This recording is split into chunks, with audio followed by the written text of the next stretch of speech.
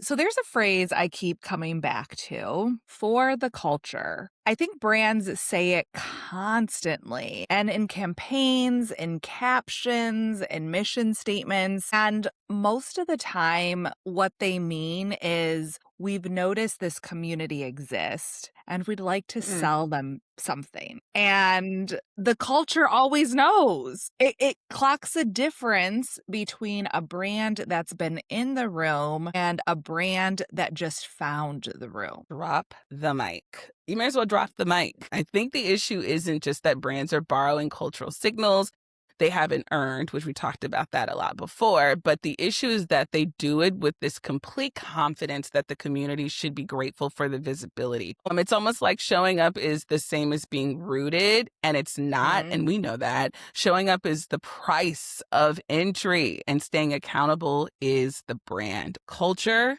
is not a costume, and those are the old rules that people thought it was. This is brand new rules. We're making brand new rules, taking things in a brand new direction, coloring outside of the lines and doing things our own way. Welcome back to Brand New Rules. On this podcast, we break down branding, challenge outdated advice, and bring you the fresh perspective you can use, or at the very least, will make you think. I'm Christina, joined by my co-hosts Ariana and Jasmine, and we have real conversations about what it takes to build a brand that gets noticed and how branding shows up in culture, trends, and the way people connect every day. We're also the founders of Groundfire Agency, so if you want to see what we're building beyond the mic, check us out on our website, Instagram, and YouTube. So I do want to get into it, but as we mentioned, we're the founders of Groundfire Agency, which is a women-owned, minority-led brand strategy agency. And today, that's a very important distinction because we're talking about something that sits very close to home. Yes, and this might be one of the most passionate episodes, at least for me. So let's start at the beginning, because I think one of the most slippery things is in this conversation is that the word culture itself even exists and it's so publicized. Brands throw it around constantly for cultural relevance, cultural alignment, cultural authenticity. And I don't think half of them could tell you what that means or what they mean by it. So, what is the culture? And when does a brand actually have the right to speak to it, or in some cases for it? Yeah. And before we Mm. really dive into when they have the right to speak to it or for it, I really want to define the term because honest take for me, I actually didn't, as a white woman, I didn't always know what it meant. Mm. I really didn't. I had to do some research and look it up. I kept hearing for the culture, I'm like, what is happening? And Mm. so not everyone grew up with it. So I want to define it for the audience. And so for the culture originally came, and this is from my research. So y'all please feel free to I'm correct going to me if step any of this in. is wrong. I know you will. Exactly. But so for the culture originally came from hip hop and Black communities, and it meant doing something out of love, loyalty, and dedication to your community, not for profit or clout, which is very interesting because of how it's evolved, right? Mhm. So it was about Mhm. honoring the roots, protecting the legacy, and ensuring your people were represented accurately. And over time, it has evolved into a broader slang, which is more like a shared identity, altruism, and the ultimate endorsement of doing something, quote, authentic, right? So the origin matters because when brands co-opt that phrase without understanding where it came from, it's actually the entire problem. Yes, I agree. And I will co-sign on that definition. So Thank you. it's approved. It's approved. But also for the culture, I'll take it just a little bit deeper too. So in the Black community, there's a lot of pressure to show up a specific way to represent our culture in the best possible way that we can. And so that word or that phrase, I guess, means a lot to us because it reminds us that you're opening doors, you're creating space, you're at the tables, you're doing all of the things, but you're doing it with the culture on your back. It's really important when people use this that they have an understanding of what it means to us. I guess you can use it. I mean, I don't have the authority to say yay or nay. The train has left the station.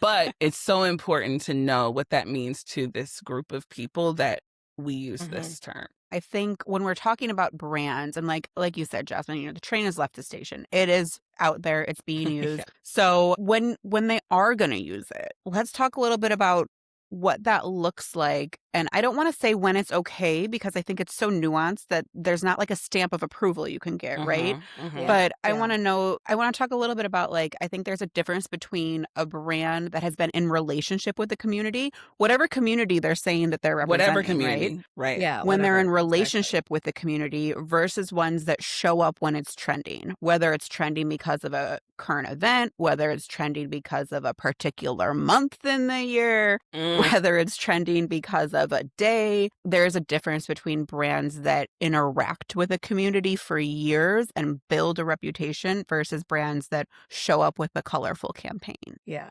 Well, and I think the real thing is what you're naming is there's a difference between cultural relevance and cultural membership. And that doesn't Mm. equal the same thing, Mhm. right? And brands confuse proximity a lot of times with creating belonging. mhm, And that's just not simply the case, right? There mhm. has to be more intentionality behind that. And so when Absolutely. we have to be asking these questions, brands need to be asking who is actually in the room when these campaigns get made. Let's Mhm. think about our team, this casting director, the copywriter, the founder, and what do any of them have in terms of belonging to the community to be spoken on? Right. I agree. Mhm. I'm going to ask the question. We didn't talk about this before, but I have a question for you all. So we live in a post 2020 society, and 2020, as we all know, was just so transformative in great ways and horrible ways. And we're in 2026, and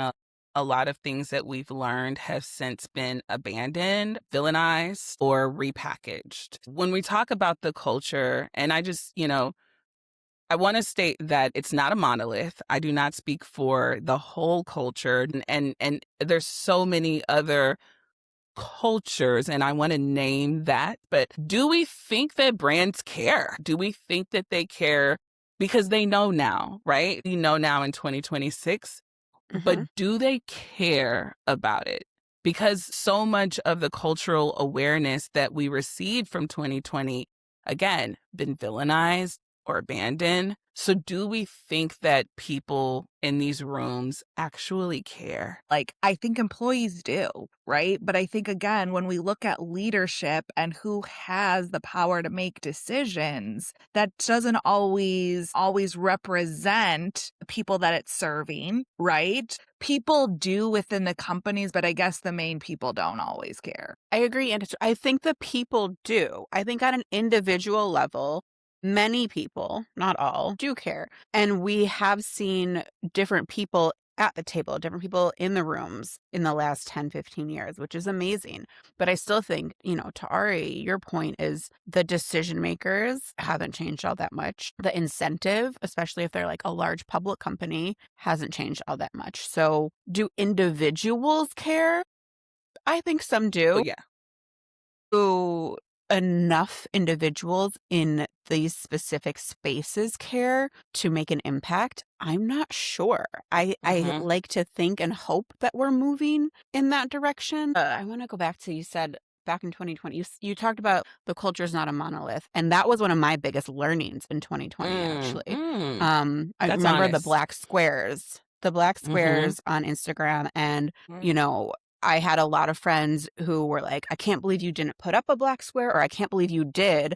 And it was one of those very confusing moments for people, again, who were not necessarily of the culture, right? Right. And that's my biggest learning. It's like, yeah, it's not a monolith. There is no right answer always. It's Correct. so Yeah. nuanced. And so I think the people in these rooms that maybe care and want to do the right thing, but are not part of the culture, kind of take the easy way out. And they're like, well, it's so nuanced. We couldn't possibly know the right thing to do. So we're just not going to do it. Take it a step further. Do the consumers of these products, the audience, do they care in a way that we're assuming they care? Because that isn't the assumption anymore in 2026. There is a Mhm. difference. And I think what makes this Even conversation culturally, compelling, like within cultures. and which is why we mentioned that it's not a Right, we talked about monolith. the monolith. Which yeah. we talked about, what it's not a monolith, meaning it's not all the same. So what aspects of the culture are you borrowing from? Do people care? It needs to be something that's being discussed. And it is being discussed in 2026. But where? Where is it being discussed? How is it different? I think, you talk about Target a lot. I think that's an interesting one where you're like, I haven't stepped into Target. Exactly. You haven't stepped into Target. Mm-mm. There's millions of people who step into a Target every single day.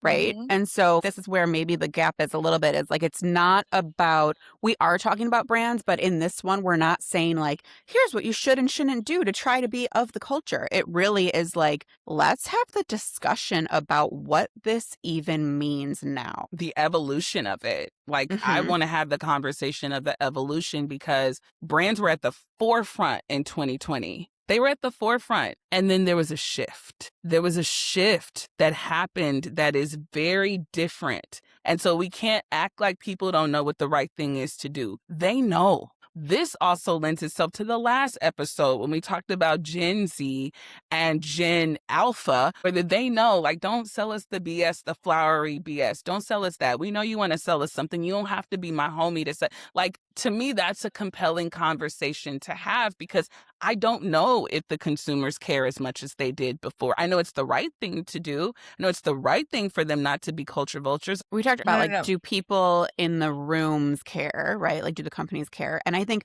the overwhelming answer that we've seen in 2026 is corporations have made it clear that they will change their values on a dime based on what can benefit them. So I think the answer is, do companies care as a whole? Do companies care? No, they don't. They've proven that to us. They do not care. Do consumers care? I really do think that they do. And especially, again, I can't speak for being part of the culture, but I see it. I do think that the communities that we're talking about, the consumers that are a part of those communities, I think that they care. I just think their voices aren't as loud. They're not being as amplified because of our current moment, because of the political structures that are in place, because companies are flipping the script and pulling back from things they said they cared about. But I do believe that the consumers still care. I just don't know that they feel that they have the same power. I think that's a fair assessment. I think that's fair. And I think that is what Target was such a big deal. And I always Mhm. reference it because I think that in 2020, we're all holding hands and this is our shared values and beliefs. And we all understood it then. And when companies started to move away from that, but continuing to borrow from cultures, and make no mistake, it was continuing to happen. And cultures, minorities are the cultures that we're talking about here, just to be clear. When that continued to be borrowed from and hijacked with no visible responsibility, then we have Target enters the chat. Because this is an example of the consumer saying enough is enough. And for me personally, the boycott of Target has renewed my faith in the consumers that we still can hold these companies to hold their values at the forefront, to bring, different members of these communities and cultures that we're talking about at length to the table. This is what it looks like when consumers are pushing back, and it makes you less profitable. So I've seen that happen in Target. That brings me joy. But on the flip side, there needs to be more of that. I think that's the shift that you were talking about from 2020 to 2026. These last couple of years pulled the mask off of relying on companies to do the right thing.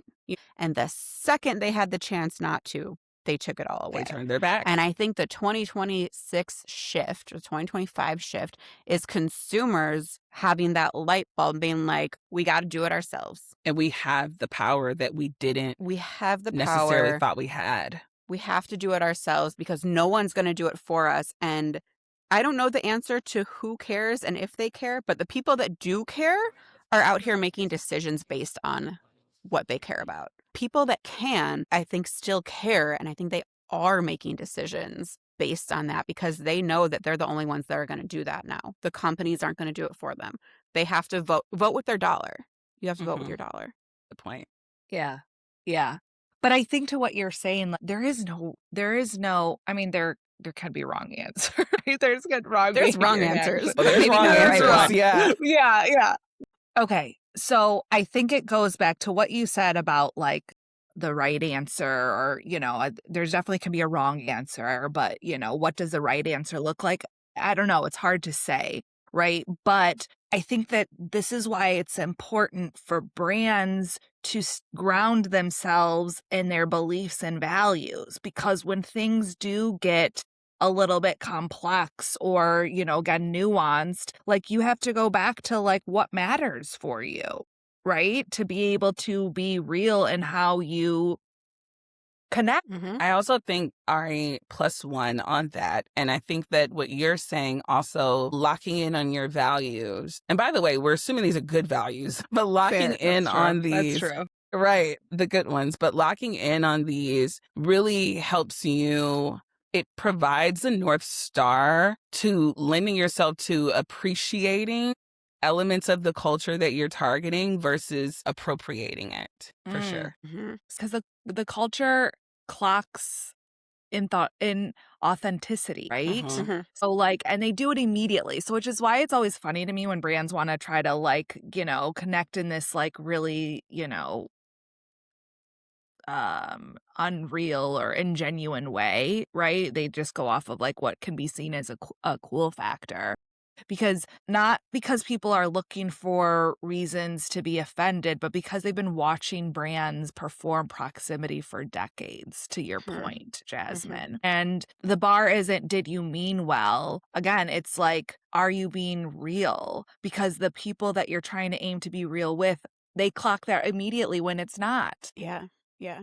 So I still want to sit in this like appreciation versus appropriation a little bit, because I think that's a hard part of this, right? It's a real conversation. And I think it gets collapsed into something really, really too simple. There are brands who genuinely love a community, invest in the Mhm. community, people that are a part of that community within their organization. They want to serve it. They've built real relationships, and they sometimes still get it wrong. But there's also brands that are genuinely outside a culture, and sometimes by whatever sheer good luck and will make something that's beautiful and respectful. Mhm. So it's not always super cut and dry. And I think pretending that it's cut and dry lets the bad actors hide behind that complexity, right? So I still want to sit in this like appreciation versus appropriation. I want to know, where is the line? And more importantly, who gets to decide where the line sits? Cultural appreciation is genuine engagement, relationship over time, the community benefits, not Right. just the brand. Right. Appropriation is taking the aesthetic, the signals, the credibility without like the relationship, without the accountability or the reciprocity. That's important to know the difference before we go any further. Who gets to decide the line? Well, the people that are in that community, they get to decide 100%. where the line lives. Whoever Mhm. is in the Mhm. community that you're targeting, that you're borrowing from, they get to decide not only where the line is, but if you even earn the credibility that it takes to take elements from the community and use it within your brand in any capacity. To me, that's the answer to that question. I completely agree. I mean, it's the community, and it goes back into that, and I think that's why it's so important when we talk about brands is to really genuinely know your audience, right?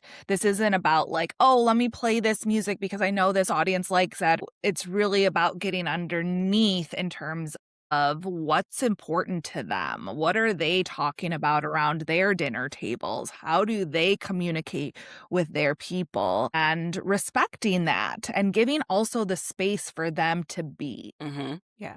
Yeah. I love that. And I like talking about the community as who gets to decide. It's also, I think, back to what Jasmine said, it's who profits, who benefits. Are people from that community at your organization proud of what you built. I think it really is, and that it is an inside out problem, which is like something that us here at Groundfire are really dedicated to, is it starts from the inside. And whether that's inside your organization, inside the community, your interactions with the community and your organization, it starts there and then maybe someday leads to a campaign. No, because intent matters, right? Like intent matters, but the impact matters more. And so you have to take the time to be intentional. And kind of what you spoke to about who's in your workforce that has the right to speak to that. It's like that internal test. Would the people from this community who work at your company be proud of the campaign, like as you just mentioned, right? Yeah. And Yeah. I think that's an accountability piece. Yeah, and you're really building into that next part of it. How does a brand build that? How do you build that credibility before you build your campaign? What does that look like? I think that comes from, and we say this a lot, earned um, opportunities to be able to borrow or be part of the community. And one project that did this very seamlessly comes to mind is the Houston Dynamo project, where one of my favorite projects that we worked on to date, for sure. And it was already a project that was meant to amplify the city of Houston and highlight diversity in it.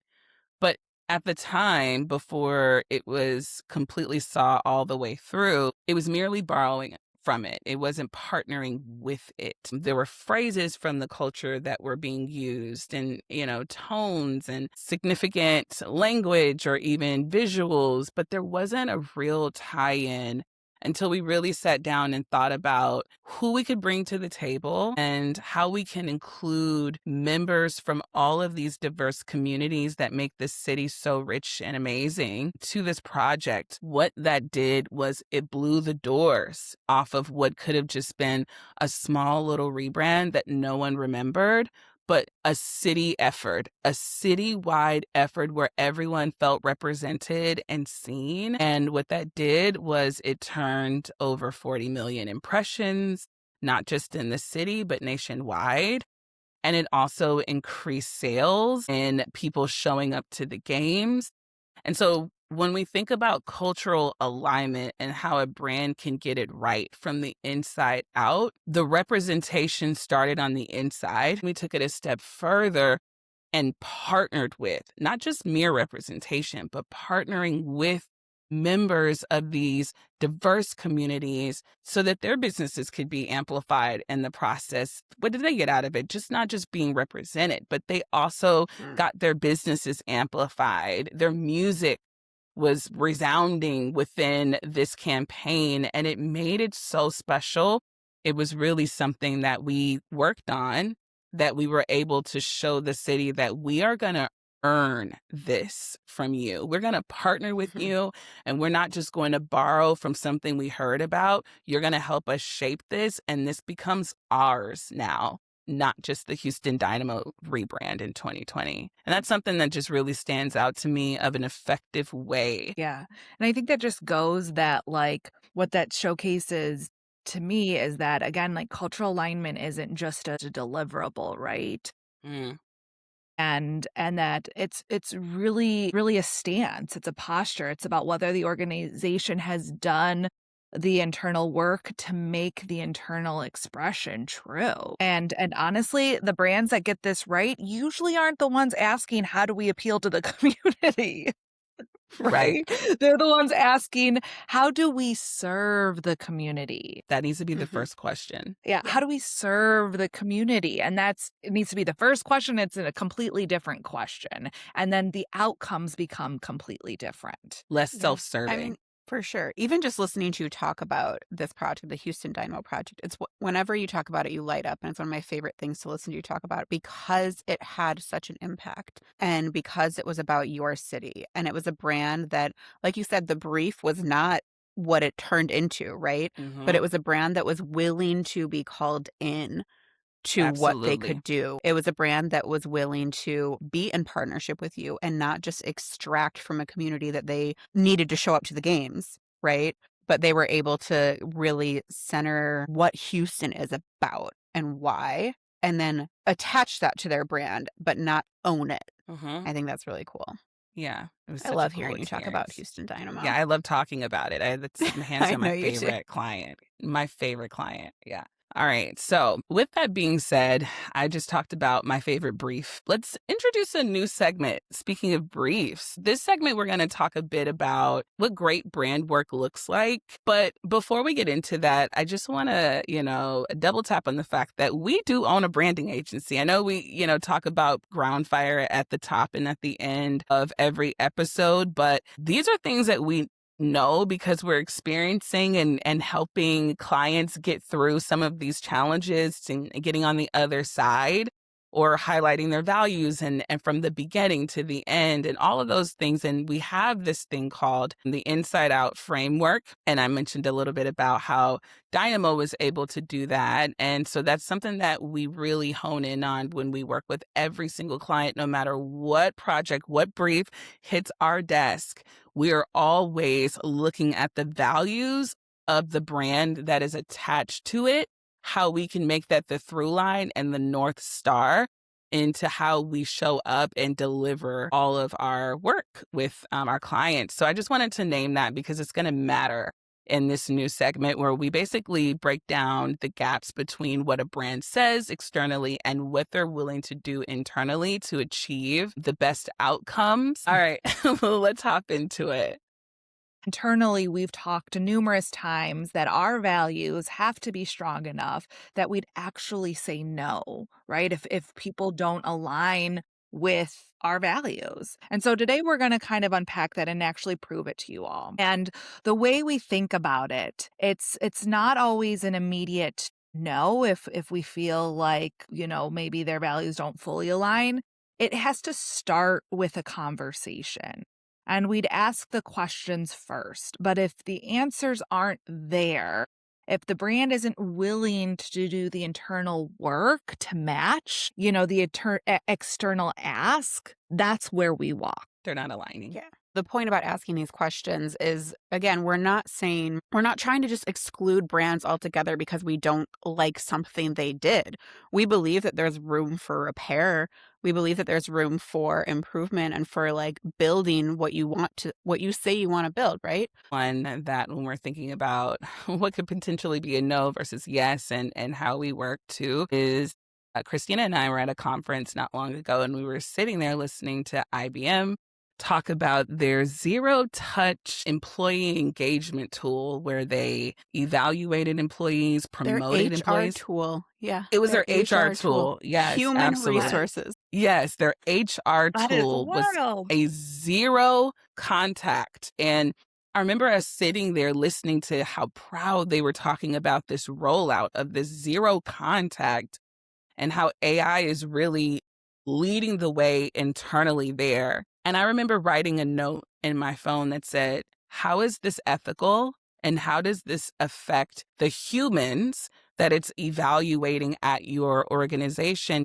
And so if we were tasked to come in and run an internal campaign to the IBM employees and to say, rah, this amazing tool will be rolled out, I think that would be something we'd have to reconsider just because it goes against everything Groundfire stands for as well. Yeah. I remember being in that presentation and the question that I wrote down was, how many layoffs were there? When you went to the zero touch tool and they talked about it across multiple platforms. So I wrote down, how many layoffs did it take to get to this part, to get to this place, right? And it brings me to, I've talked about this with y'all before, is this IKEA. So IKEA made $1.4 billion from a service that did not exist prior. And the way that they did that is they implemented AI. But here's the catch. So what IKEA did is they automated their customer service for questions that were easily answered. But the questions that were design, that they realized that AI can't really do design that well. Humans are creative. They reskilled their customer support team to become a design team, a revenue stream that did not exist. But they avoided, I think, over 8,000 layoffs. And they gained unintentionally $1.4 billion in revenue. It became 3%. of their revenue. That's amazing. This is for the designers, for like the home designers to come in and do interior design, right? Yeah, so they have a whole design platform now. You can go into the store, you can go online, and you can help them design your room. So if IBM came to us, again, back to your brief we would say no to, if they came to us and said, we want this to be zero touch. Our current employees in this department are 100,000 people, but we want to take those 100,000 people and teach them a new skill or reskill them in this way or disperse them through different departments, or we want to learn what they want to learn. Maybe we even just want to help them find jobs. We know that like maybe there's going to be layoffs here, but we're actually going to implement something to help them find jobs elsewhere.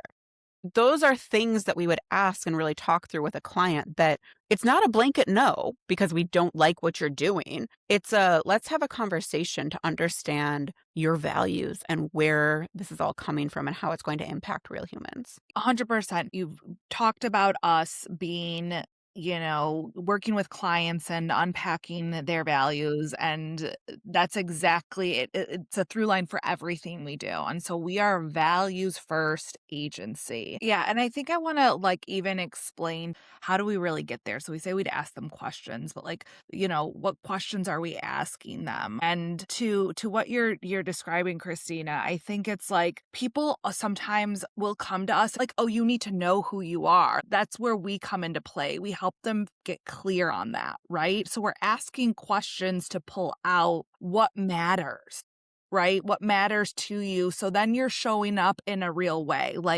It's not just more so of the decision that you're making, but how you're continuing to define yourself in a way that's rooted in your values, right? And I think yes, you may be on this path, but how are you showing up internally to your staff in a way that matters, right? In a real way, in a way that grounds yourself into your values.